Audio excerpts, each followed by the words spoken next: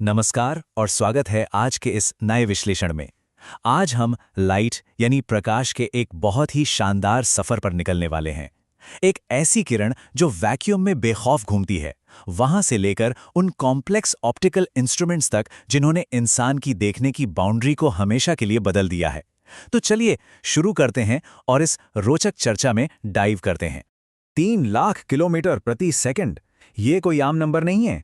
Vacuum या शून्य में लाइट की रफ्तार यही होती है, लिटरली इतनी तेज कि इसकी कल्पना करना भी हमारे दिमाग के लिए थोड़ा मुश्किल हो जाता है। लेकिन क्या कभी सोचा गया है कि हमारी आंखें और हमारी साइंस इस बेहद तेज और शानदार फिनोमेनॉन को किस तरह कंट्रोल करती हैं? यही आज की चर्चा का कोर टॉपिक है। तो आज के इस विश्लेषण का रोड मैप कुछ इस तरह रहेगा। पहले हम रे ऑप्टिक्स के बेसिक समझेंगे, फिर स्फेरिकल मिरर्स और रिफ्लेक्शन, उसके बाद रिफ्रैक्शन यानी लाइट का मुड़ना, लेंसेज की फिजिक्स और आखिर में ऑप्टिकल इंस्ट्रूमेंट्स पर बात करेंगे। चलिए सबसे पहले हिस्से से शुरुआत करते हैं, बेसिक्स ऑफ रे ऑप्टिक्स। कहानी शुरू होती है लाइट के एक सबसे बेसिक नेचर से। जब रास्ते में कोई रुकावट ना हो तो लाइट बिल्कुल स्ट्रेट लाइन में चलती है, और ऐसा इसलिए लगता है क्योंकि हमारे आम आसपास की चीज़ों के साइज के मुकाबले लाइट की वेवलेंथ बेहद छोटी होती है। इसलिए नॉर्मल कंडीशंस में हम प्रकाश को एक पॉइंट से दूसरे पॉइंट तक एक सीधी रेखा या किरण के रूप में चलता हुआ मान सकते हैं। अब यहाँ एक बड़ा ही इंटरेस्टिंग टर्म आता है, पैराक्सियल रेज या उपाक्षीय किरणें। ये वो किरणें हैं जो मिरर या लेंस के सेंटर एक्सिस के बिल्कुल करीब आती हैं। जब हम ऑप्टिक्स की कॉम्प्लेक्स कैलकुलेशंस करते हैं ना, तो इन किरणों को बेस मानना हमारी ज्योमेट्री और मैथ्स को सच में काफी आसान और सुलझावा रखता है। कैलकुलेशंस को हमेशा सही रखने के लिए एक स्टैंडर्ड रूल बुक की जरूरत होती है। यही काम करता है हमारा कार्टेशियन साइन कन्वेंशन। इसके रूल्स सिंपल हैं। सारी दूरियां पोल से मापी जाएंगी। लाइट की डायरेक्शन में जो डिस्टेंस नापेंगे वो पॉजिटिव और ऑपोजिट डायरेक्शन में नेगेटिव। ऊपर की तरफ की हाइट पॉजिटिव होगी और नीचे की तरफ की नेगेटिव। सोचिए, ये एक यूनिवर्सल लेजेंड है इक्वेशंस के लिए। इस मॉडल को अगर ध्यान से देखा जाए तो चीजें और क्लियर हो जाती हैं। एक्स एक्सिस को बिल्कुल इंसिडेंट लाइट की डायरेक्शन में सेट किया गया है। जो फ्लो के साथ गया वो पॉजिटिव, जो विपरीत गया वो नेगेटिव। ये सिंपल सा लॉजिक आगे आने वाले हर फॉर्मूला का बेस बनने वाला है। आगे बढ़ते हैं अपने दूसरे सेक्शन की तरफ, स्फेरिकल मिरर्स और रिफ्लेक्शन। सोचिए, अगर स्ट्रेट चलती इस लाइट के आगे हम पहली रुकावट डाल दें, एक चमकदार स्फेरिकल मिरर, तो क्या होगा? यहाँ दो मुख्य खिलाड़ी हैं, कॉन्केव और कॉन्वेक्स मिरर्स। और सबसे दिलचस्प बात यह है कि ये दोनों पैरेलल आने वाली किरणों के साथ बिल्कुल अलग बिहेव करते हैं। कॉन्केव मिरर उन्हें एक असली पॉइंट पर लाकर मिला देता है, जबकि कॉन्वेक्स मिरर उन्हें इस तरह फैलाता है जैसे वो मिरर के पीछे किसी वर्चुअल पॉइंट से आ रही हों। ज्योमेट्री को समझने पर क्लियर हो जाता है कि चाहे मिरर कन्वर्जिंग हो या डाइवर्जिंग, फोकस बिल्कुल पोल और सेंटर ऑफ कर्वेचर के ठीक बीच में स्थित होता है।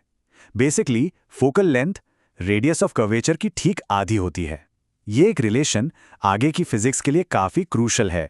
और इन सभी ऑब्जर्वेशंस को जब मैथ में बदलते हैं तो मिलती है द मिरर इक्वेशन। ये सच में किसी जादू से कम नहीं है। अगर हमें पता है कि ऑब्जेक्ट कहाँ रखा है और मिरर की फोकल लेंथ क्या है, तो ये सिंपल सी इक्वेशन तुरंत बता देगी कि इमेज एग्जैक्टली कहाँ बनेगी। ये मैथ और नेचर का परफेक्ट तालमेल है। अब चलते हैं चर्चा के तीसरे हिस्से पर, रिफ्रैक्शन यानी प्रकाश का मुड़ना। मिरर से लाइट टकराकर वापस आती है, ठीक है, लेकिन जब लाइट किसी ट्रांसपेरेंट मीडियम के अंदर डायरेक्टली घुसती है तब क्या होता है? स्पीड बदलने की वजह से लाइट थोड़ी मुड़ जाती है, जिसे हम अपवर्तन या रिफ्रैक्शन कहते हैं। और इस मुड़ने को नापने का काम करता है स्नेल का नियम, जो इंसिडेंस और रिफ्रैक्शन के एंगल्स को आपस में कनेक्ट करता है।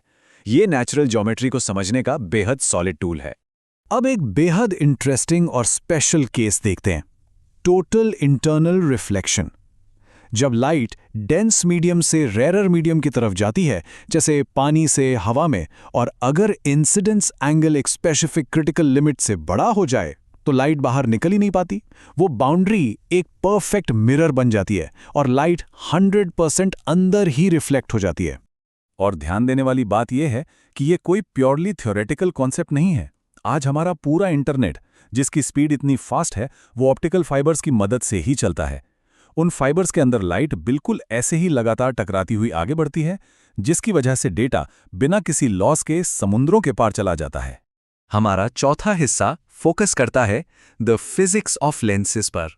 जब हमने रिफ्रैक्शन को डीपली समझ लिया तो इंसान ने कांच को शेप देकर लाइट को अपनी मर्जी से मोड़ना शुरू किया। यही लेंसेज की शुरुआत थी। और जैसे मिरर की इक्वेशन थी, ठीक वैसे ही लेंसेज के लिए होती है the thin lens formula. Notice करने वाली बात यह है कि दोनों बिल्कुल सेम दिखते हैं, बस इसमें एक माइनस साइन है। ये छोटा सा माइनस साइन रिफ्लेक्शन और रिफ्रैक्शन के डीपली अलग नेचर को दिखाता है। एक लेंस के अंदर मैथ एक्चुअली कैसे काम करती है, इस प्रोसेस को समझना बड़ा फैसिनेटिंग है। लाइट सिर्फ एक बार नहीं बल्कि दो अलग अलग पृष्ठों पर मुड़ती है। पहले इंटरफेस पर लाइट लेंस के अंदर आते वक्त बेंड होती है और फिर दूसरे इंटरफेस पर बाहर निकलते वक्त दोबारा मुड़ती है। तब जाकर एक परफेक्ट शार्प फोकस मिलता है। और अब आते हैं अपने आखिरी और सबसे एक्साइटिंग हिस्से पर, ऑप्टिकल इंस्ट्रूमेंट्स। यहां तक हमने सारे बेसिक टूल्स कलेक्ट कर लिए हैं। अब वक्त है इस चर्चा के क्लाइमैक्स का। इन्हीं सिंपल लेंसेज को जोड़कर हमने ऐसी चीजें बनाई जिन्होंने साइंस का रुख मोड़ दिया। जैसे कंपाउंड माइक्रोस्कोप। ये बेसिकली एक रिले रेस की तरह काम करता है। पहला लेंस यानी ऑब्जेक्टिव लेंस एक छोटी चीज की बड़ी और असली इमेज बनाता है। फिर दूसरा लेंस यानी आईपीस उस इमेज को पकड़कर और भी ज्यादा मैग्नीफाई कर देता है ताकि हमारी आंखें उसे डिटेल में देख सकें। मैग्निफिकेशन को मल्टीप्लाई करना ही इसका सीक्रेट है। पर हर ऑप्टिकल इंस्ट्रूमेंट का डिजाइन एक जैसा नहीं होता। माइक्रोस्कोप और टेलीस्कोप बिल्कुल ऑपोजिट फिलॉसफी पर चलते हैं। माइक्रोस्कोप पास की बहुत ही छोटी चीजों को देखता है, इसलिए इसका ऑब्जेक्टिव लेंस छोटी फोकल लेंथ वाला होता है। वहीं टेलीस्कोप को आसमान में करोड़ों किलोमीटर दूर तारों की फेंट लाइट को पकड़ना होता है, इसलिए उसका ऑब्जेक्टिव लेंस बहुत बड़ा और लॉन्ग फोकल लेंथ का रखा जाता है।